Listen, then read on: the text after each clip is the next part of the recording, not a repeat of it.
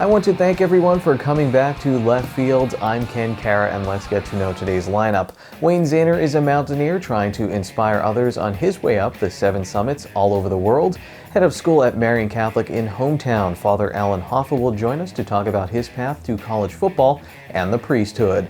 Leading off, we have Mike Bannon, who's been on the show before. Bannon is the Lehigh Valley Health Network's head athletic trainer for the Hazelton Area School District, and during the COVID-19 pandemic, he helped out on the front lines.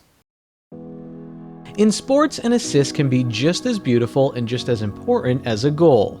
Picture a no-look pass splitting 2 defenders and leading to an amazing dunk, or a crisp move of the puck that sets up a game-winning goal, or an athletic trainer stepping off the field and onto the front lines during a pandemic. In December of 2020, Pennsylvania Governor Tom Wolf ordered a pause for all high school sports until the new year.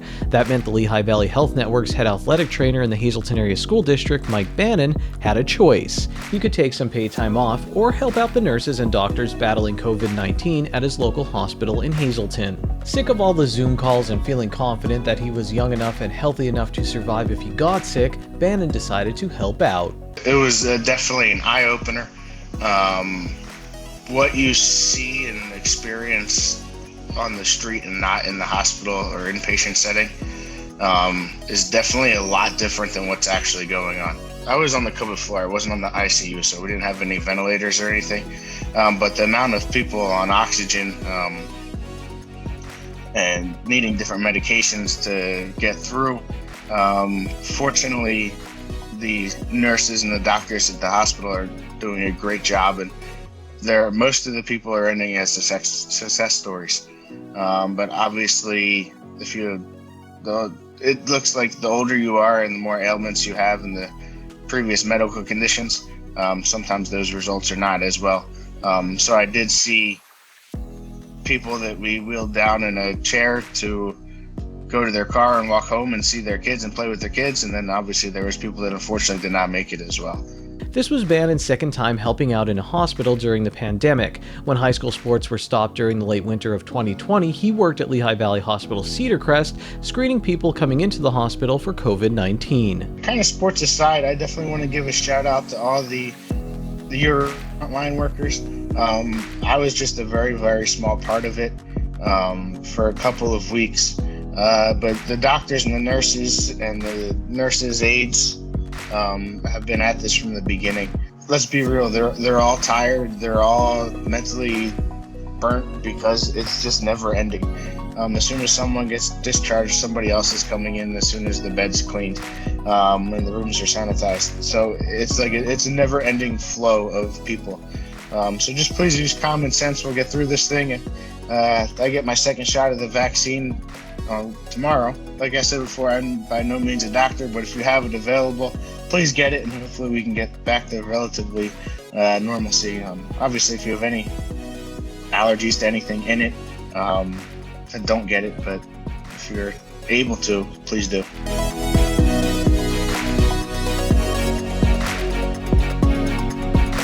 During his time on the COVID-19 floor of Lehigh Valley Hospital Hazelton, Mike Bannon took patients' vitals and escorted them where they needed to go for tests. He helped out the nurses any way he could, but a lot of his time was spent interacting with the patients. I'm one of those people, I think sometimes I talk to the wall and it answers back. I definitely consider myself a people person. So like the first day, there was this elderly lady there, and she was confused. I don't know exactly what was going on, but I think definitely being in the hospital for 5 days and your family can't come see you or anything could definitely be hard, especially those who don't have a big family. We were watching a movie, we were watching Polar Express. I was in her room for like 2 or 3 hours just talking to her, and it definitely made her day. I think the hardest part, obviously they're battling the virus while they're there, the mental aspect of being in a hospital where most people don't want to be, and your family can't come in, they can deliver and drop stuff off, and we would bring it up to them. But outside of a phone or doing either a Zoom call or FaceTime on their phone, there's no people interaction besides us. When it comes to care for a patient in a hospital or an injured athlete on the field or court, a calming word never hurts. I think having somebody that can be that calming effect and just talk to them and tell them what's going on. Obviously, I can tell them a lot more what's going on from the athletic training standpoint. And you give me a knee that you hurt or an ankle or a shoulder, I can definitely coach you up and get you through it a lot easier than the stuff with COVID. But just reassuring people that they got the best doctors on their side and the best nursing staff, and they're doing everything they can do to make sure they're okay. Every once in a while, the topic of conversation would wander into Bannon's wheelhouse. For a week or so, I had two guys down at the end of the one hall, and they had football on. One had college basketball, one had football, so I would always sneak down there to see what the scores were. The one guy was funny. He said, "I hate watching the news right now, so I watch history." And I look at the TV, and he's got like ESPN Classics on or something, and it was like a Miami Florida State game or something from like 1992. I just started laughing. When Bannon and his athletic trainers were around sports during the fall season, they helped keep things running smoothly. Once games and matches started, the Hazleton Area School District did not have one athlete test positive for COVID-19 during the fall season. Bannon credits the Lehigh Valley Health Network for being prepared with a plan, and the players and coaches for buying into that plan. He's hopeful that winter sports can also be safe and successful, and that athletics will provide Hazleton area athletes with more than just an opportunity to win championships. But talking to some parents, and their kids are having a really hard time emotionally, and sports have been their out to get out of the house and have some kind of normalcy. So I think athletics, besides from a physical active standpoint and keeping people busy and active, they're with their friends, they're with their coaches. Even though it may not be a normal year, you're there. I think that's the biggest take home, is the emotional and mental aspect. I don't know the numbers, but I've seen stuff and studies done where suicides and other kind of mental health issues are spiking. Drug use, alcohol use amongst teens went up because kids are not in their normal routine. I think our coaches have done a great job making sure our kids are okay. Sometimes it's just taking the kids aside and saying, "Hey, is everything all right? Do you need anything?" I think society right now has definitely gone a little bit crazy, and we need to do that for everybody. So this is how Mike Bannon helped keep high school athletes safe and active, and gave doctors and nurses an assist during the pandemic. His is one of many stories as we all drive toward the goal of a more healthy and more normal 2021. Coming up, he started on the Sugarloaf. Thank you all for coming back, and now let's get ready to leave and travel the world with Mountaineer Wayne Zahner.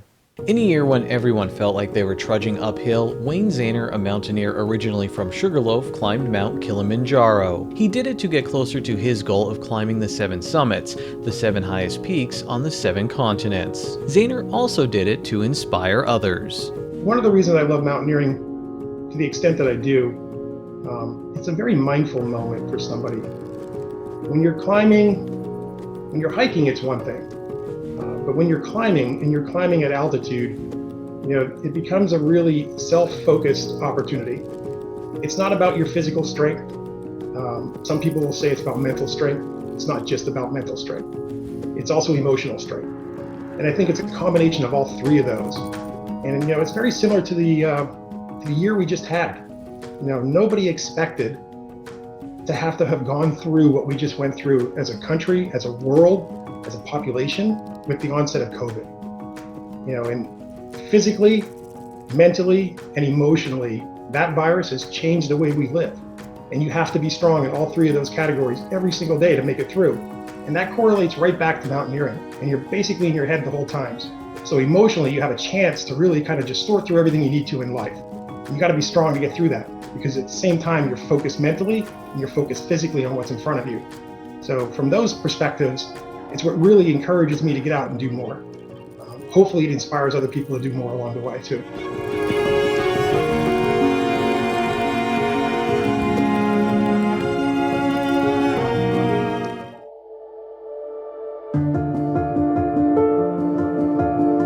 There's a large presence in the valley. Day after day, season after season, generation after generation, the Sugarloaf Mountain watches over everyone. Our story begins in a small community called Brook Hill, located in the shadow of the Sugarloaf Mountain. I can tell you one of the first times I ever climbed the mountain was with the Cub Scout unit, and we trekked up the Sugarloaf Mountain on a Saturday morning.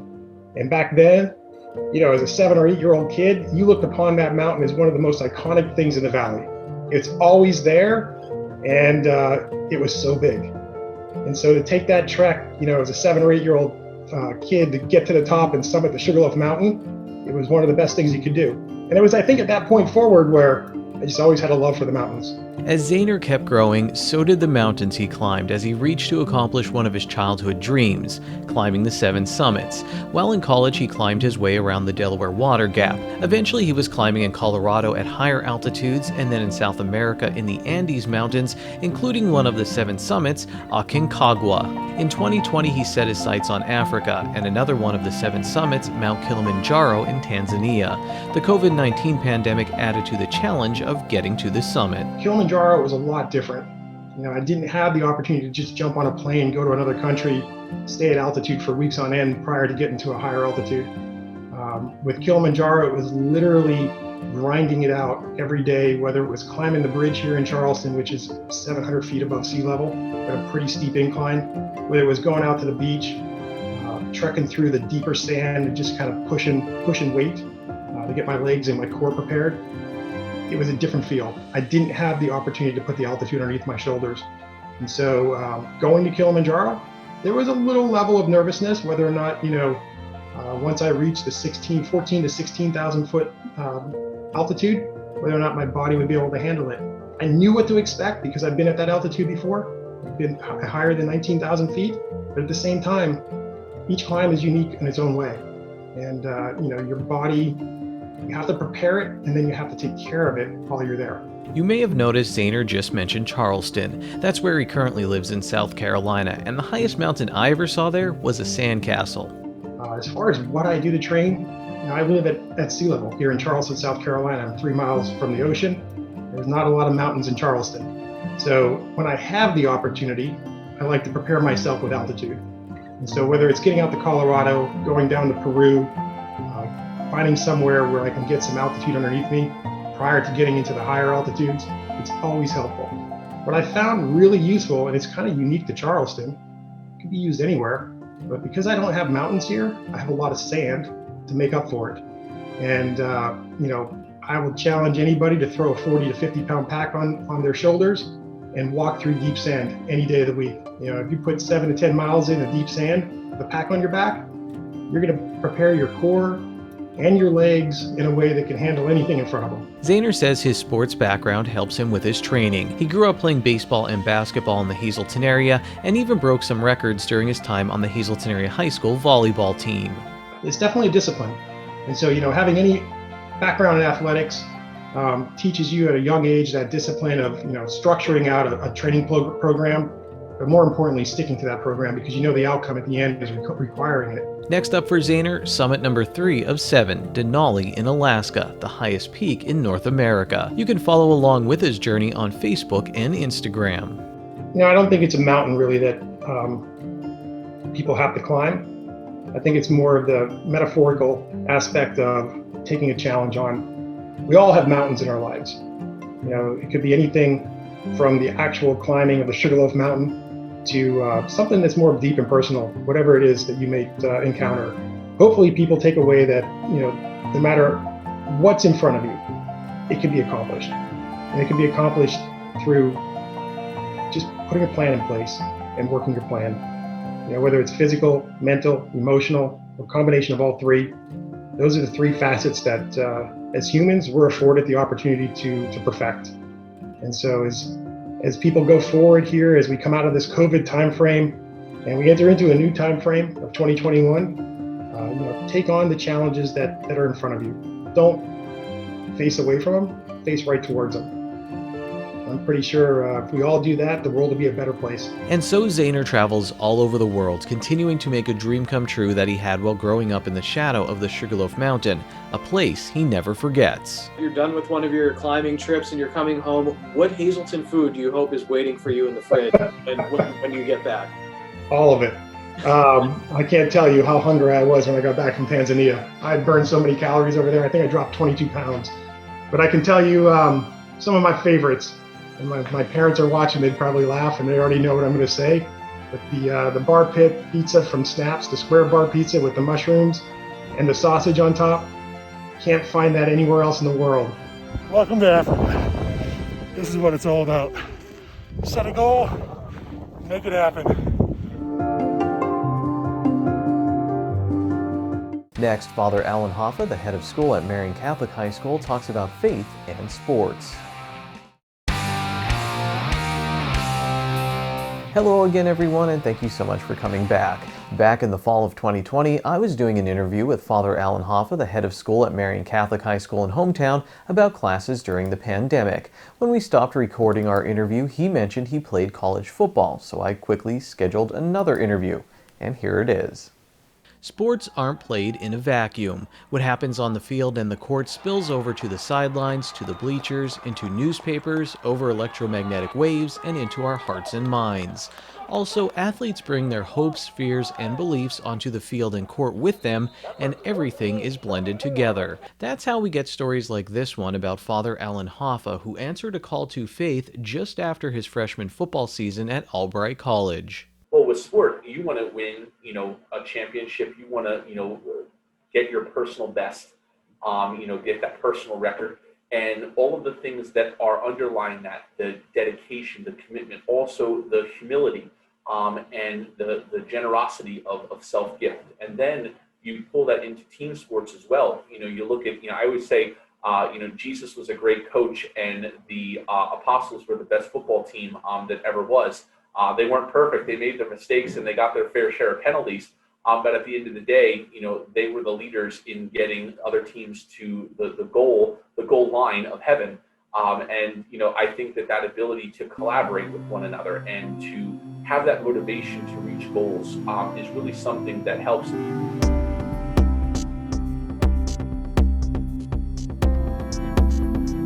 Father Alan Hoffa is the interim head of school at Marian Catholic High School in hometown. He uses his many interests and experiences to reach students and parishioners. I always tell people, with the context of my homilies and things, if I'm going to tell a story, it's not going to be some made-up thing. It's going to be real lived experience. And I think, my diversity, I can remember being in high school, and I would go from basketball practices and track and field practices to being the stage director for our high school musicals. So, I had that diversity of backgrounds. So, I try to keep my horizons open to be able to connect with multiple people on multiple fronts with what their interests are. But definitely on the sports side, the kids get it. Father Hoffa knows what he's talking about when it comes to sports, and to be able to tie that in with our faith is a great gift. Sports helped teach Hoffa how to deal with disappointment. He recalls a state playoff basketball game during his time at Reading Central Catholic High School against Riverside that was played at the Hazleton area high school. At the end of the game, there was a pass that was in overtime. They went and passed the ball to one of their players. We're coming down to the wire. We're up, I think, by one. Passed the ball to one of their players, and it goes clearly out of bounds. No one touched it. The referee makes a bad call, says that we touched it out of bounds. They give the ball to Riverside. They quickly inbound the ball to their sharpshooter in the corner, drains a three, game over. It was one of the most crushing defeats ever because we were on our path to the state championship that year. It was crazy. You think about, hey, mistakes happen, call them what you will, but the ability to step up. And I think that that's the reality of redemption that we experience in faith, where you can pick yourself back up and continue to move forward. We experience those disappointments every single day of our lives, but our ability to pick ourselves back up again and move forward and know that there's someone there, like, athletes, they have the support of their coaches, they have the support of their teammates, they have the support of their families. In faith, we have God supporting us. We have parish communities. We have, the clergy and the religious that lead us. being able to lift us up is such an incredible gift. And, I've always looked at those great leaders in faith, and especially those great coaches in my life. I have been blessed throughout my time to have great coaches who have supported me. While growing up, one of the leaders Hoffa looked up to was Monsignor Joe Smith. One of the greatest things that he did for me was the summer before my senior year. The World Youth Day is an international gathering of young people that the church hosts every 2 or 3 years. And that year, since it was the year 2000, it was a millennial year, a jubilee year, so it was in Rome. So there I am, a 17-year-old kid about to enter into his junior year, and I'm with Pope John Paul II in the middle of St. Peter's Square. Life-changing moment. When I came back, he said, go and tell the people about your experience. And just this natural, just let's tell it how it is. And it started from there. It was sort of the first opportunity that I got to speak in front of a crowded church, where our church had 1,000 down at my home parish. And I just started talking. And I've always been blessed. I say, the Lord is going to speak through me. I just have to open my mouth and trust that whatever he once said is going to flow. Not too long after that moment in the church, Hoffa found himself surrounded by his football teammates as they trailed their rival Holy Name at halftime. I remember coming in at halftime and just, talking to the team and getting them rallied and saying, we're not going out this way. We got to go out there and we got to play like we play. And we wound up coming back on the team, and I think we won. It was like 35-28 or something like that. Perseverance helps us to even make good out of the worst of situations, or something that gets botched or doesn't happen the way we want it to. And again, it's just great for life lessons, and that core faith to be able to help us. So I've been blessed to be a part of a lot of really awesome situations in sport. Father Hoffa played on the offensive and defensive line in high school and was also the kicker, and then he went on to play football at Albury College. He was only on the roster for 1 season because an audible was called from on high. Interesting little story right there, what happened. So the third to last game in the season, again, I was a freshman, I wasn't starting or anything like that, but I got in, a play or two, and I actually wound up tearing my labrum in my shoulder. So over winter break, got surgery. It was this huge super sling and stuff like that. But actually what happened in that time was I was had to sleep in a recliner. I couldn't move around, do damage to the surgery and stuff like that. So it was during that time of not being able to sleep a lot, actually, that I did a lot of praying. And the question became, well, what do you want me to do? What do you want me to do? Not what do I want to do for myself, what do you want me to do?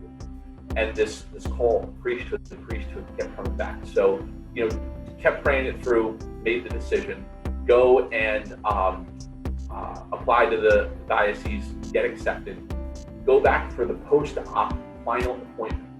Doc says you're healed. However, if you go back to football, and you get injured again, you can do major nerve damage to your shoulder and your arm.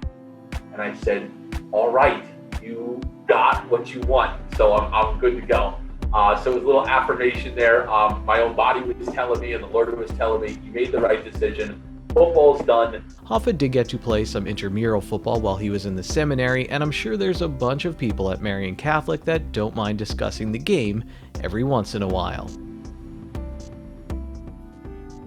Thank you all for watching this edition of Out of Left Field, and remember you can binge watch every episode of the show at ssptv.com and on the SSP TV YouTube channel. Until next time, take it easy everyone.